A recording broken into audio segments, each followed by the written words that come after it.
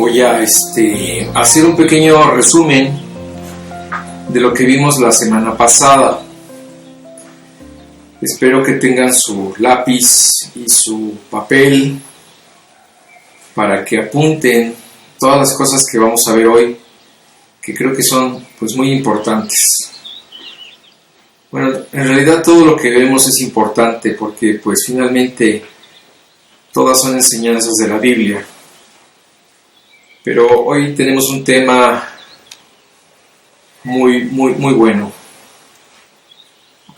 La semana pasada les hablé un poco de la experiencia de Pablo y Silas en la cárcel de Filipos,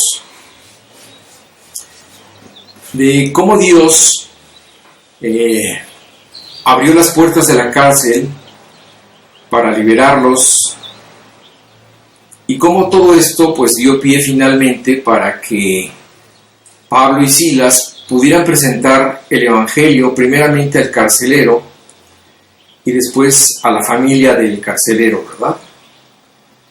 Aprendimos que finalmente este es el método que Dios usa para poder llegar a todos los hogares. Un miembro de la familia se convierte, ¿verdad? Y lleva la buena noticia a su casa. De esa familia, los que creen, integran un pequeño grupito, forman una pequeña célula de creyentes.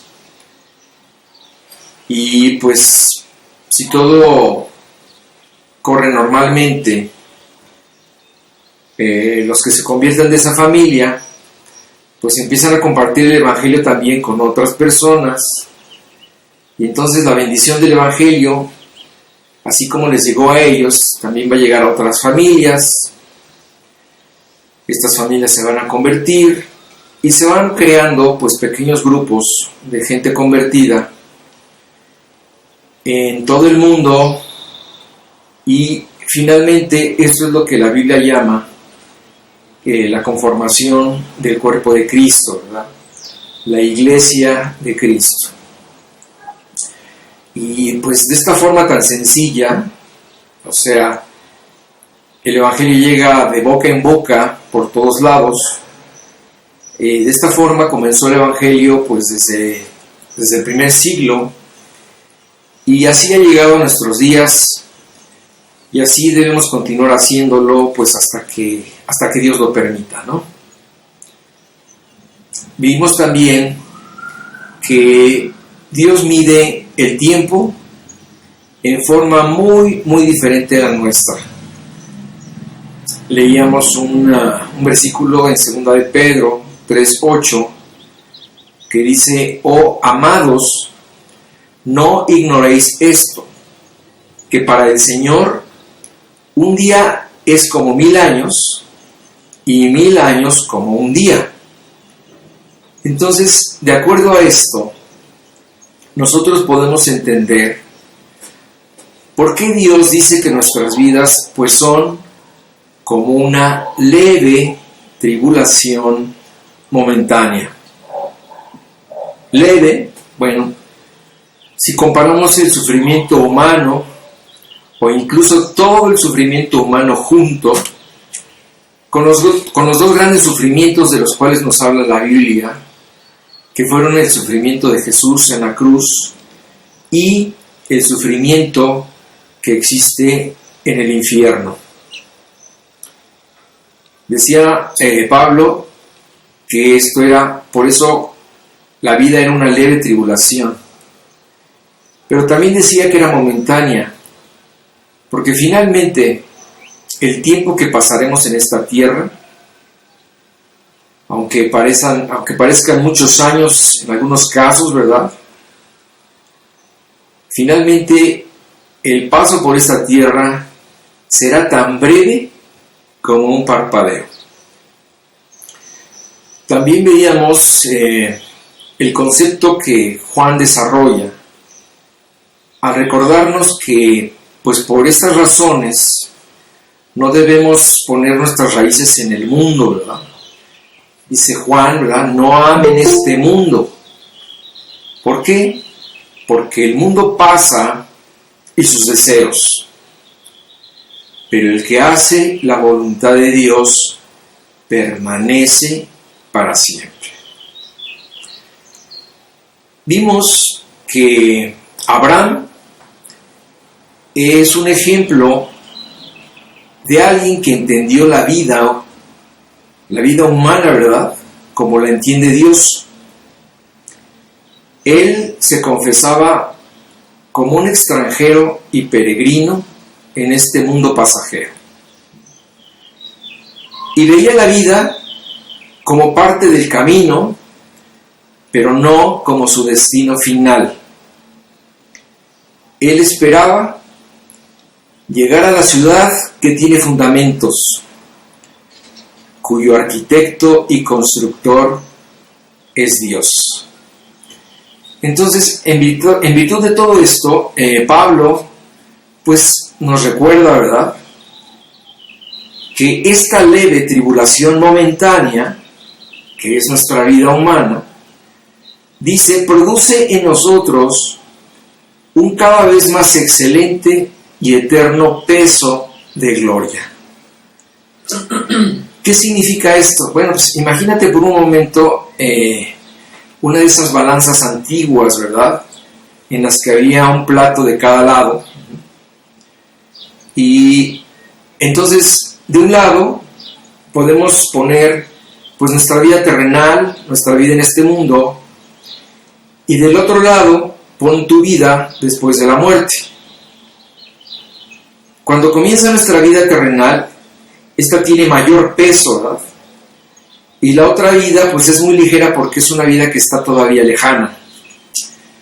Conforme vamos viviendo en esta tierra, ¿verdad?, nuestra vida empieza a consumirse, nuestro tiempo empieza a acabarse, nuestro cuerpo empieza a desgastarse, y entonces esa vida va perdiendo peso. Mientras esto sucede con nuestro cuerpo físico, nuestra eternidad comienza a robustecerse y a obtener cada vez más peso, porque pues ya está muy próxima a pasar a la gloria, ¿no? Entonces estamos viendo esta balanza que es la vida que se aligera, y conforme esta vida se va perdiendo, pues la vida eterna se va haciendo cada vez más fuerte. Bueno, hoy vamos a estudiar como secuencia de todo lo que hemos venido estudiando, pues un estudio que titulé Si el hombre muriera, ¿volverá a vivir? Lo vamos a ver en dos partes. Espero que hoy me dé tiempo de ver la primera parte y lo continuaremos la siguiente semana. Ahora, esta frase, si el hombre muriera, ¿volverá a vivir?, es una pregunta que dejó en el aire Job. ¿Se acuerdan que hemos estudiado algunas cosas de la vida de Job? Y él en un momento dado, dentro de toda la prueba y la experiencia que él pasó, se hizo esta pregunta: si el hombre muriere, ¿volverá a vivir? Qué pregunta, ¿verdad? Esta es la pregunta que ha circulado en la mente de todos los hombres en toda época y en todo lugar. Dentro del hombre existen grabadas en su conciencia no solamente los conceptos que Dios puso en ella acerca del bien y del mal. La gran mayoría de los seres humanos, en un momento dado, son capaces de escuchar esa voz en nuestro interior que Dios nos ha dejado, ¿verdad?, que nos dice de alguna forma que hay una vida después de esta vida y que también hay un Dios, ¿verdad?, a quien en algún momento tendremos que ir a darle cuentas. Entonces, estas son cosas que ya vienen en nuestra conciencia, que están ahí como parte de lo que Dios nos ha dado para que nosotros en un momento dado podamos conectarnos nuevamente con Dios. De acuerdo a estas cosas que todo hombre tiene en su conciencia, nos podemos explicar la aparición de una constante, por ejemplo, en todas las culturas. ¿Cuál es esta constante que ha existido en todas las culturas del mundo? Bueno, la búsqueda de deidades, ¿verdad?, para adorar. Esto es algo que existe en todas partes, en toda época. Y también la creación de ritos para ayudar a la gente que muere a llegar a su destino final. Entonces, por ejemplo, vemos que el musulmán aspira a llegar a su paraíso mahometano, ¿verdad? El indio americano aspira a llegar a su tierra feliz de casa. El hindú espera llegar a su nirvana.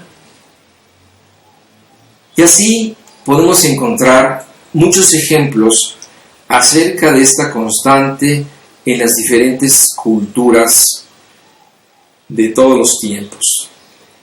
Pero la mayoría de todos ellos lo hacen porque creen que hay una vida después de esta vida.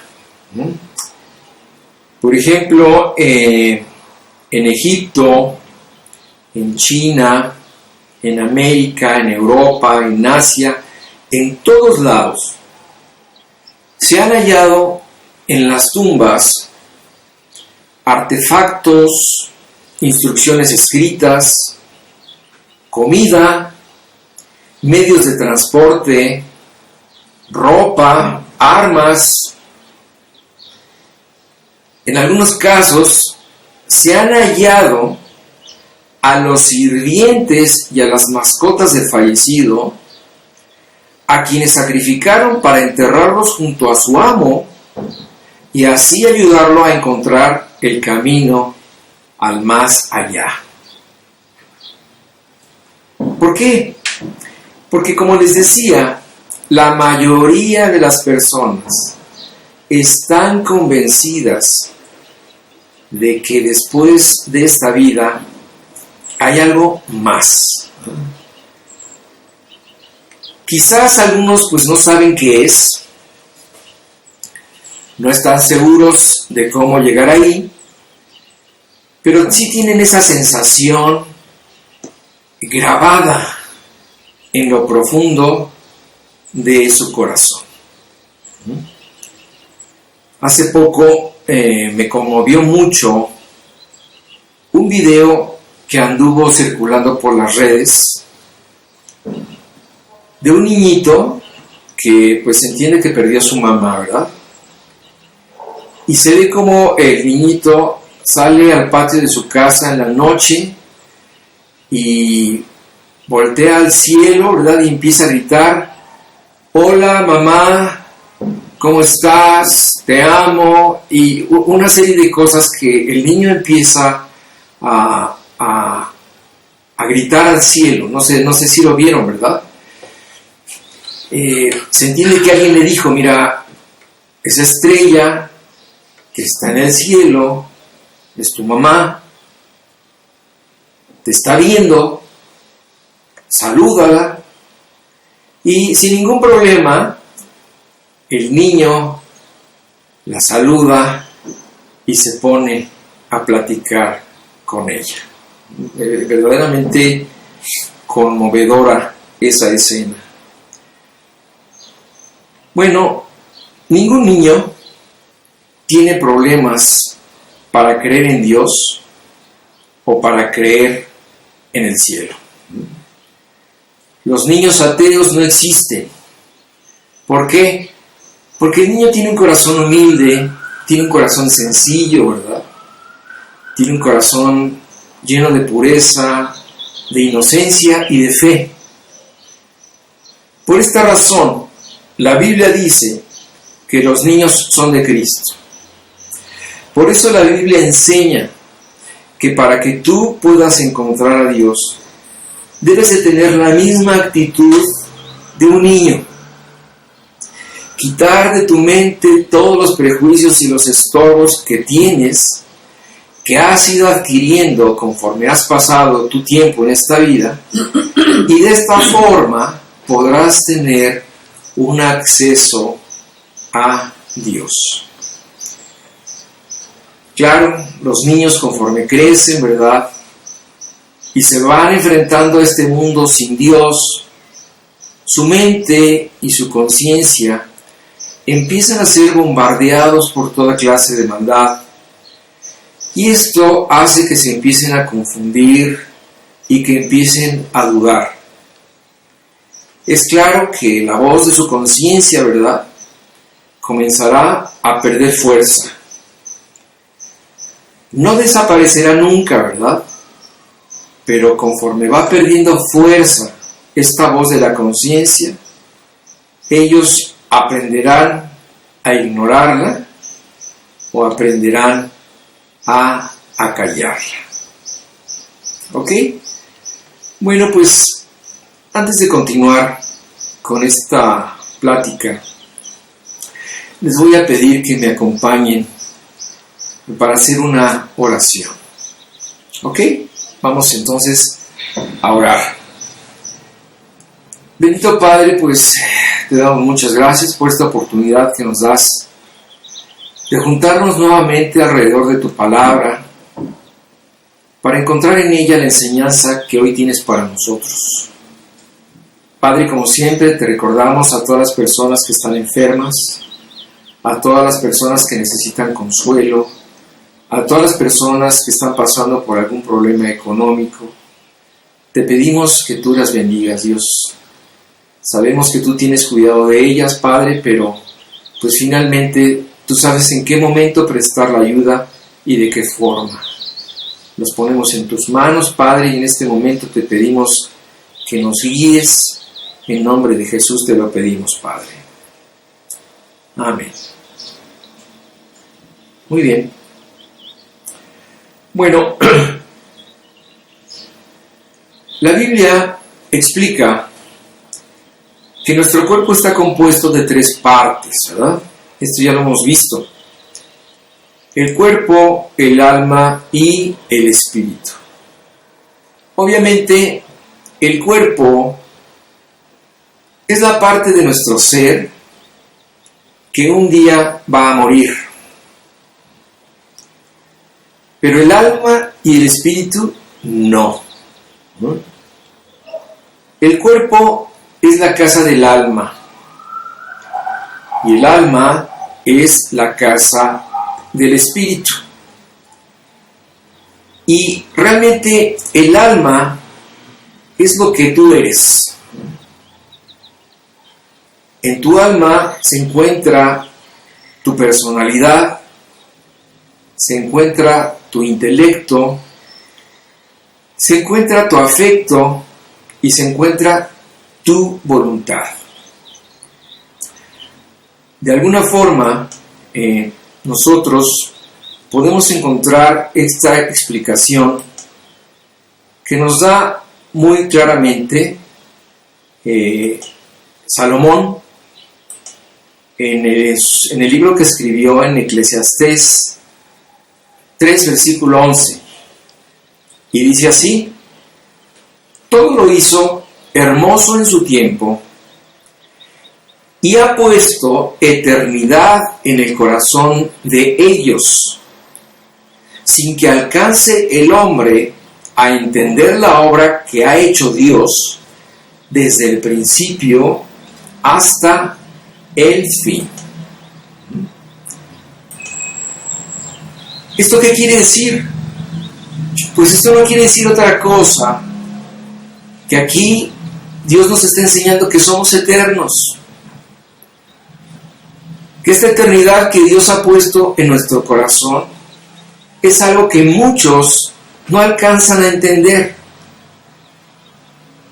De ahí nos damos cuenta que por el hecho de que la gente no entiende que somos eternos, se aferran, como decíamos la semana pasada, a este mundo como si fuera lo único que Dios nos ha dado. Pero con esta noticia que estamos leyendo en la Biblia, nos damos cuenta que realmente esta vida es una vida de paso, pero que en realidad nosotros somos eternos. Esto quiere decir que aunque pues nuestro cuerpo se enferme, aunque nuestro cuerpo se acabe, ¿verdad? Y finalmente, como dice la Biblia, regrese al polvo de donde fue tomado, tu esencia, lo que realmente tú eres, tu alma, permanecerá para siempre. Fíjate, aunque un hombre mate a otro, o aunque un hombre se suicide, solo matará la parte física de su ser, pero el alma nadie la puede matar. La esencia de tu ser sigue con vida, porque Dios ha decretado que nunca muera. Dice la Biblia en Mateo 10:28, y no temas a los que matan el cuerpo, mas el alma no pueden matar. Esta es una sentencia que Dios ha dado. Todas las personas que Dios ha permitido que sean concebidas en esta vida, cualquier persona que Dios haya permitido que sea concebida en este mundo, se le da un alma. No importa que no nazca, ¿verdad? Estoy hablando de que en el momento en que una persona es concebida en el vientre materno, en ese momento recibe un alma. Y en ese momento está recibiendo el regalo eterno de Dios. Nunca, nunca va a desaparecer. Incluso si esta persona no alcanza a nacer, ¿verdad?, por haber sido abortado, por haber muerto en el vientre de su madre, no importa, en el momento de su concepción, él recibió un alma y recibió un espíritu, y junto con ellos recibió el regalo de la eternidad. Bueno, finalmente un día Dios ordenará que el cuerpo de toda persona se levante de donde quiera que se encuentre, para juntarse nuevamente con su alma y su espíritu.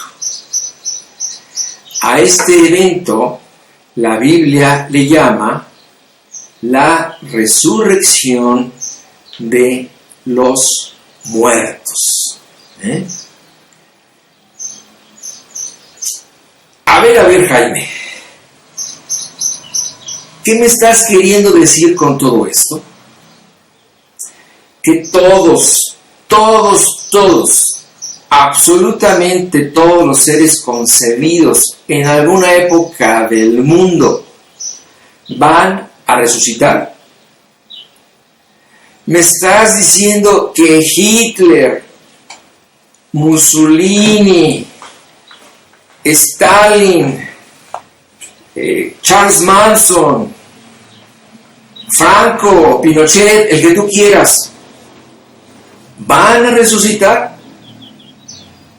Así es. Un día todos van a resucitar, incluyendo los asesinos, los dictadores, los mentirosos, los violadores, los ladrones, todos. Me dirás, oye, qué horror, ¿verdad? Yo pensé que ya nos habíamos librado de todos ellos. Pero espera un momento. La Biblia nos aclara que todo ser humano resucitará, pero nos explica perfectamente que resucitarán para diferentes propósitos y para ir a diferentes lugares. Esto nos lo explica Juan. Nos lo explica Juan en el capítulo 5, versículos 28 y 29. No os maravilléis de esto, dice Juan, porque vendrá hora cuando todos los que están en los sepulcros oirán su voz, y los que hicieron lo bueno saldrán a resurrección de vida, mas los que hicieron lo malo a resurrección de condenación. Es decir, aquí Juan nos está explicando que es verdad, todos van a resucitar, pero unos van a resucitar para recibir la vida eterna, pero otros resucitarán para recibir la condenación eterna. Un día, Pablo fue presentado ante Félix, el cual era gobernador de Judea. A Pablo se le acusó de ser una plaga, ¿verdad? De ser un promotor de sediciones, de ser la cabecilla de la secta de los nazarenos y otras cosas más. Y Pablo se defendió y negó todos los cargos en su contra, pero estableció un diálogo con Félix que quiero que leamos, porque es un diálogo muy revelador acerca de lo que él dijo. Esto se encuentra en el libro de Hechos, en el capítulo 24, del versículo 14 al 16. Dice: pero esto te confieso, le está hablando a Félix, que según el camino que ellos llaman herejía, es decir, a los creyentes se les llamaba el camino, se les llamaba también los seguidores del Nazareno, y finalmente después se les llamó cristianos. Bueno, aquí Pablo está diciendo: por esto te confieso, que según el camino que ellos llaman herejía, así sirvo al Dios de mis padres, creyendo todas las cosas que en la ley y en los profetas están escritas, teniendo esperanza en Dios, la cual ellos también abrigan, de que ha de haber resurrección de los muertos, así de justos como de injustos. Y por esto procuro tener siempre una conciencia sin ofensa ante Dios y ante los hombres. Aquí lo que Pablo está diciendo es que él está diciéndole a Félix que es verdad, que un día todos los hombres, tanto justos como injustos, van a resucitar. Y le aclaró que él, junto con todos los justos del camino, vivían bajo la esperanza de la resurrección para vida.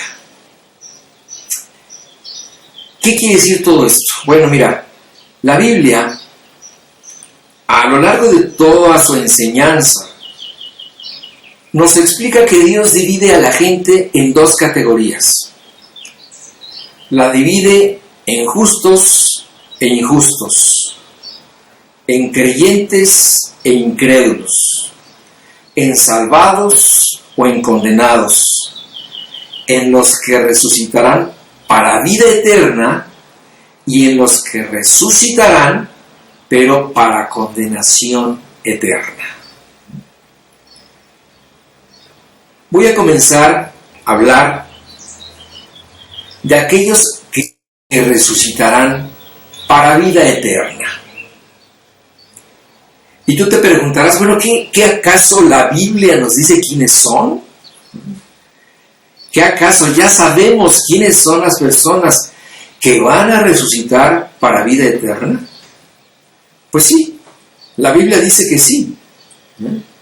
Y vamos a ir encontrando en la Biblia cómo Dios lo explica muy claramente. En una ocasión, un hombre se acercó a Jesús y le preguntó: Señor, ¿qué debemos hacer para poner en práctica las obras de Dios? Y Jesús le respondió: esta es la obra de Dios, que creáis en el que Él ha enviado. Es decir, se estaba refiriendo a sí mismo. Y esta es la voluntad del que me ha enviado, dijo Jesús, que todo aquel que vea al Hijo, o sea, a Jesús, y cree en Él, tenga vida eterna. Y yo le resucitaré en el día postrero. Te lo repito. Y esta es la voluntad del que me ha enviado, dice Jesús, que todo aquel que vea al Hijo, a Jesús, y cree en Él, tenga vida eterna. Y yo le resucitaré en el día postrero. En el capítulo 11, Juan nos cuenta una historia, ¿verdad? Nos habla que Jesús era amigo de 3 hermanos: María, Marta y Lázaro. En una ocasión, este último, Lázaro, enfermó gravemente y murió. Jesús llegó a verlo cuando llevaba ya 4 días de muerto. Y entonces platicó con Marta y le dijo lo siguiente. Esto está en Juan 11, del 21 al 26. Este es el diálogo que Jesús y Marta tuvieron. Y Marta le dijo a Jesús: Señor, si hubieses estado aquí, mi hermano no habría muerto. Mas también sé ahora que todo lo que pidas a Dios, Dios te lo dará. Jesús le dijo: tu hermano resucitará. Marta le dijo: sí, yo sé que resucitará en la resurrección, en el día postrero. Y Jesús escucha lo que le dijo: yo soy la resurrección y la vida. El que cree en mí, aunque esté muerto, vivirá. Y todo aquel que vive y cree en mí, no morirá eternamente. ¿Te das cuenta? Jesús le respondió a Marta que todo aquel que creyera en Él, aunque estuviera muerto, vivirá. Es decir, resucitará. Porque Jesús es la resurrección y la vida. Esta fue una declaración primorosa que Jesús pudo declararle a sus amigos, ¿verdad? Y que es una declaración que se extiende como una promesa también para nosotros. Todo aquel que cree en Jesús resucitará.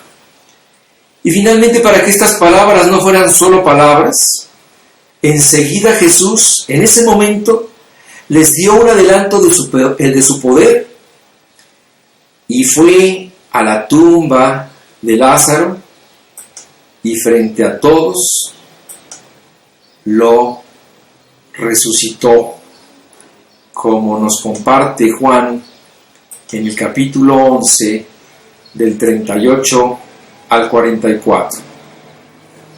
Dice que Jesús, profundamente conmovido, otra vez vino al sepulcro. Era una cueva y tenía una piedra puesta encima. Dijo Jesús: quitad la piedra. Marta, la hermana del que había muerto, le dijo: Señor, lleve ya, porque es de 4 días. Jesús le dijo: ¿no te he dicho que si crees verás la gloria de Dios? Entonces quitaron la piedra de donde había sido puesto el muerto, y Jesús, alzando los ojos a lo alto, dijo: Padre, gracias te doy por haberme oído. Yo sabía que siempre me oyes, pero lo dije por causa de la multitud que está alrededor, para que crean que tú me has enviado. Y habiendo dicho esto, clamó a gran voz: Lázaro, ven fuera. Y el que había muerto salió, atadas las manos y los pies con vendas, y el rostro envuelto en un sudario. Jesús les dijo: desatadle y dejadle ir. Jesús en ese momento respaldó sus palabras, dándoles un adelanto de su poder y de lo que sería la resurrección de los muertos, resucitando en ese momento a Lázaro. Ahora, lo importante de todo esto es que un día la experiencia de Lázaro será nuestra propia experiencia, ¿verdad? Un día, los que hayamos creído en Cristo, dice la Biblia que oiremos la voz de Dios llamándonos como llamó a Lázaro de la tumba. Él rescatará nuestros cuerpos donde se encuentren, donde hayan sido enterrados, donde hayamos perdido la vida, donde hayamos perdido el último respiro, ¿verdad? Y este llamado lo hará para unir nuestros cuerpos físicos a nuestras almas y a nuestro espíritu. De esta forma, dice la Biblia, que Dios glorificará nuestros cuerpos, y de esta forma nos iremos para estar siempre con el Señor. Como lo explica Juan en el capítulo 5, versículo 25 y subsecuentes, dice así: de cierto os digo, viene la hora, y ahora es, cuando los muertos oirán la voz del Hijo de Dios, y los que la oyeren vivirán. No os maravilléis de esto, porque vendrá hora cuando todos los que están en los sepulcros oirán su voz, y los que hicieron lo bueno saldrán a resurrección de vida, mas los que hicieron lo malo a resurrección de condenación. Es muy claro cómo Juan explica a lo largo de todo su evangelio que la única condición para resucitar a la vida eterna es creer en Jesús. Esta verdad resalta en todos los versículos que les he leído, resalta esta verdad. La condición para resucitar a vida eterna es creer en Jesús. Dios en su amor ha prometido un día restituirnos el paraíso que Adán perdió en el Edén, pero que Jesús recuperó en la cruz para nosotros. Mientras esto sucede, como hemos venido estudiando, pues recordemos que estamos de paso en este mundo, ¿verdad? Viviendo nuestra leve tribulación momentánea. Pero pronto, muy pronto, dice la Biblia, estaremos en la presencia de Dios. Y todo lo malo de esta vida será tan solo un mal recuerdo. Bueno, sigamos escarbando en la Biblia. ¿Qué nos dice acerca de estas verdades? El apóstol Pablo también habló de este tema en la primera carta que le escribió a los Corintios, y les dijo: si no hay otra vida después de esta vida, todo lo que hice y dije fue en vano. Si al morir todo termina en la tumba, si no vamos a resucitar como resucitó Jesús, vana es nuestra vida, vana es nuestra fe. Aún estamos en nuestros pecados, decía Pablo. Entre todos los habitantes de esta tierra, somos los más dignos de la lástima de los hombres. Si no hay otra vida después de esta vida, comamos y bebamos, porque mañana moriremos. No hay otra. Si nosotros no vamos a resucitar, entonces nada más hay esta vida. Gracias a Dios que Dios ha prometido que sí vamos a resucitar como resucitó Jesús, ¿verdad? Gracias a Dios que nuestra fe tiene bases, y la principal base de nuestra resurrección es la resurrección de Cristo. Como Él mismo dijo: porque yo vivo, ustedes también vivirán. Esta verdad la dijo en Juan 14:19. Porque yo vivo, ustedes también vivirán. Bueno, pues ya oímos a Juan, ya oímos a Pablo, y para terminar, oigamos lo que Pedro y Job tienen que decir sobre este tema, ¿verdad? Debo aclarar que todas las palabras que escribieron estos hombres no son sus opiniones o sus puntos de vista o sus comentarios, ¿verdad? Finalmente, todo lo que estos hombres escribieron son palabras de Dios. Ellos fueron inspirados por el Espíritu Santo y entonces simplemente escribieron lo que Dios les estaba dictando. Pero finalmente, aunque diga que Pedro dijo, que Pablo dijo, que Job dijo, ellos los escribieron físicamente, pero finalmente son la palabra de Dios. Vamos a ver lo que dice Pedro en 1 de Pedro 1, del 3 al 5. Dice así: bendito el Dios y Padre de nuestro Señor Jesucristo, que según su grande misericordia nos hizo renacer para una esperanza viva, por la resurrección de Jesucristo de los muertos. Es decir, si nosotros tenemos una esperanza viva, es porque Jesús resucitó. Dice: nos ha resucitado para una herencia incorruptible, incontaminada e inmarcesible, reservada en los cielos para vosotros, que sois guardados por el poder de Dios mediante la fe, para alcanzar la salvación que está preparada para ser manifestada en el tiempo postrero. Es decir, Dios nos está diciendo aquí a través de Pedro que todos aquellos que hemos nacido de nuevo, esto es, los que hemos creído en Jesús, tenemos una esperanza viva, una expectativa real, la cual, como ya vimos, está garantizada por la resurrección de Cristo.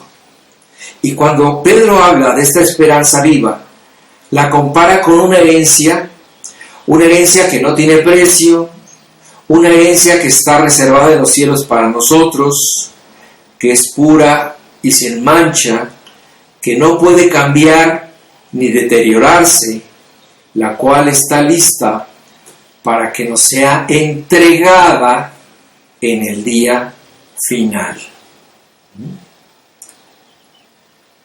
Un día Job preguntó, como les dije al principio: si el hombre muriere, ¿volverá a vivir? Su respuesta fue sí. Y su respuesta la dio en dos partes.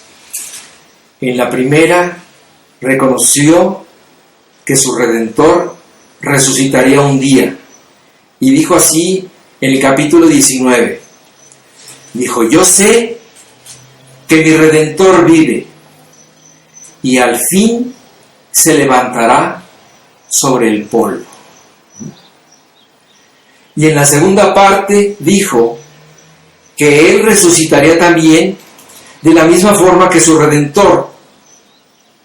Y dijo, y después de deshecha esta mi piel, en mi carne he de ver a Dios, al cual veré por mí mismo, y mis ojos lo verán, y no otro.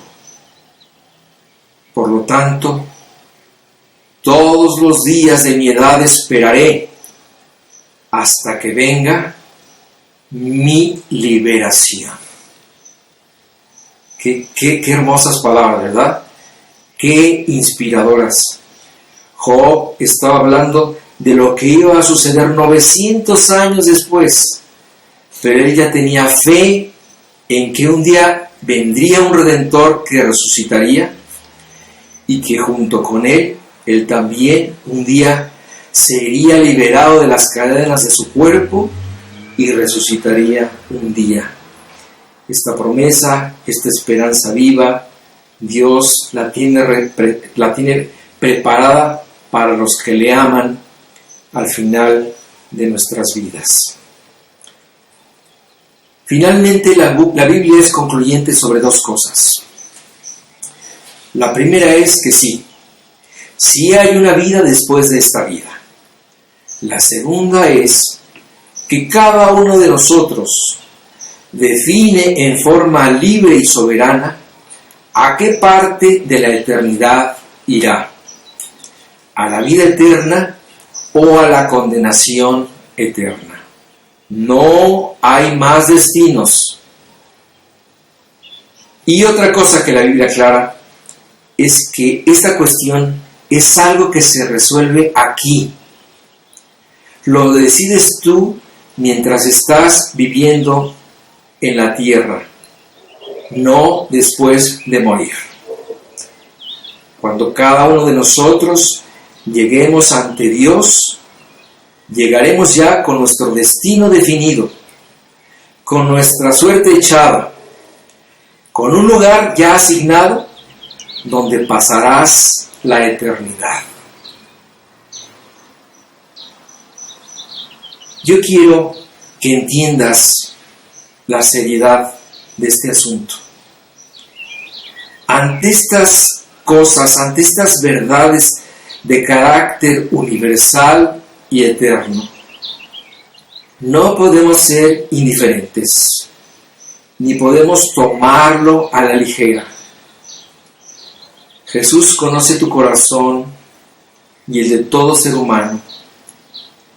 Él sabe si realmente has creído en Él o si todavía no has creído. Él sabe si ya tienes la vida eterna o si todavía te va a dar oportunidad para que la adquieras. Dice la Biblia que Jesús conoce a los que son suyos. Así que a Él no lo puedes engañar. A mí me puedes engañar, a ti te podrás engañar, pero no a Él. Él, dice la Biblia, reconoce al que ha recibido por hijo. Así que, pues después de escuchar esto, ahora tú sabes que lo que está en juego es tu eternidad. Ahora ya sabes que de creer o de no creer en Jesucristo depende tu vida eterna. Como lo dice también Juan en su capítulo 5, versículo 24. de cierto os digo, el que oye mi palabra y cree al que me envió, tiene vida eterna, y no vendrá a condenación, mas ha pasado de muerte a vida. ¿Escuchas esto? El que oye la palabra de Dios y cree en Jesucristo, por el hecho de creer, tiene vida eterna. La adquiere en el momento de creer. Y en el momento de creer, ya no va a ir a condenación. Porque en el momento de creer, acaba de cambiar su suerte. Cambia de pasar de muerte a vida eterna. Ahora yo tengo una pregunta para ti esta mañana. Si tú aún no has creído, ¿te gustaría creer? ¿Te gustaría poner tu confianza no en ti, ni en lo que puedas hacer, sino en lo que Jesús hizo por ti en la cruz? Eso se llama creer. Confiar absolutamente en la obra que Jesús llevó a cabo por ti en la cruz, pagando por todos tus pecados, muriendo por ellos, para evitar tu destino final, que era la condenación eterna, para cambiarla de rumbo, para darte el rumbo de la salvación y a través de la cruz poderte ofrecer la vida eterna. Los hechos y las razones han sido expuestos. Solo falta de tu parte una decisión de tu corazón. Si tú quieres creer, hoy puedes creer.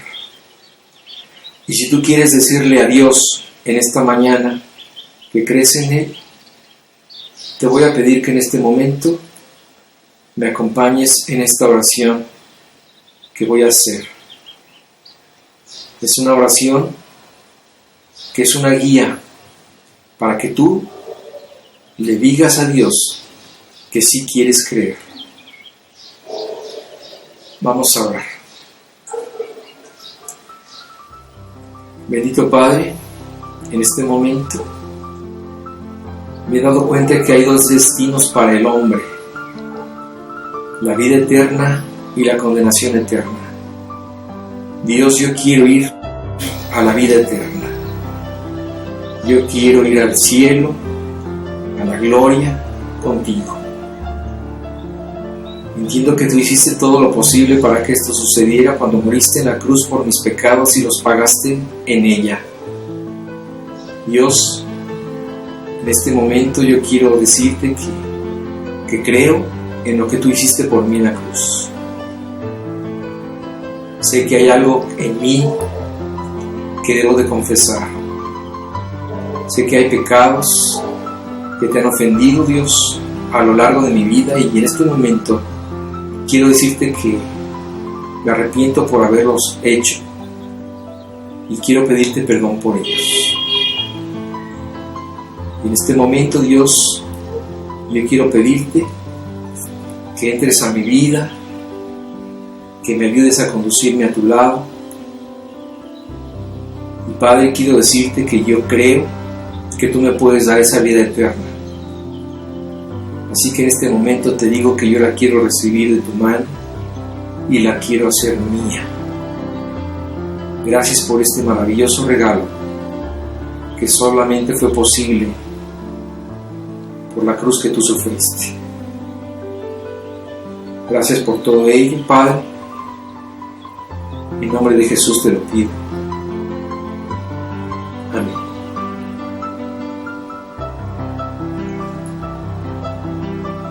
Bueno, pues la semana que entra vamos a continuar con la segunda parte de este tema. Si alguno muriere, ¿volverá a vivir? Hoy hablamos de que sí, de que hay personas que vamos a ir a la vida eterna.